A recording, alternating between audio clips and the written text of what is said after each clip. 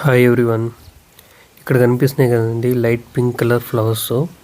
ఈ మొక్క పేరు మీకు ఏమన్నా తెలిస్తే కామెంట్ పెట్టండి. ఈరోజు జస్ట్ మార్నింగ్ ఫామ్ హౌస్ దగ్గరికి వెళ్ళాను. ఈ మిగిలిపోయినవి ఉన్నాయి, కొన్ని ఇరిగిపోయినవి ఉన్నాయి.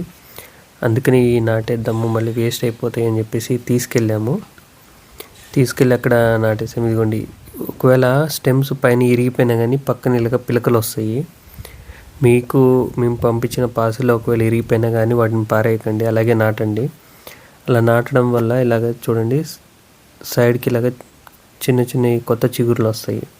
యాక్చువల్లీ ఇప్పుడు మామూలుగా ఉన్నాయి కదండి పెద్దవి, వాటికి కూడా మేము కొమ్మలు కట్ చేసేస్తాము. కొమ్మలు పొడుగ్గా ఉన్న ఒక కొమ్మ కట్ చేస్తే పక్కన మళ్ళీ పిలకలు వస్తాయి. చిన్నప్పుడే కట్ చేస్తే బుషీగా వస్తుంది.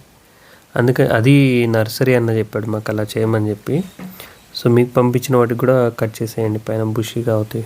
ఇకపోతే ఈ సొర చెట్టుకి ఆకులన్నీ కట్ చేసి వీటి మీద లిసంతస్ మొక్కల మీద వేశాను. అలాగా తర్వాత కొంతమంది ఈ మొక్క గురించి అడిగారు, ఏమైనా మీ దగ్గర దొరుకుతాయా అని. విడిగా చాలా కాస్ట్లీ ఉన్నాయి, మీ దగ్గర ఉంటే పంపించండి అని. ఈ ప్లాన్స్ గురించి నాకు అంతగా ఐడియా లేదు, మీకేమన్నా తెలిస్తే దీని డీటెయిల్స్ చెప్పండి, నేను కనుక్కుంటాను. కుదిరితే వాటి శాప్లింగ్స్ కూడా తెప్పిస్తాము. అలాగే చాలామంది డిటీడీసీ డెలివరీ ఛార్జెస్ గురించి మాట్లాడుతూ ఉన్నారు. నేను ఆల్రెడీ ఒకసారి చెప్పాను. ఇక్కడ ప్రాబ్లం ఏంటంటే, మీరు రెగ్యులర్గా తీసుకునే వాళ్ళు బిజినెస్లా చేస్తూ ఉన్నారు. బిజినెస్లా చేసే వాళ్ళకి డిటీడీసీ వాళ్ళు పర్సంటేజ్ ఇస్తారు.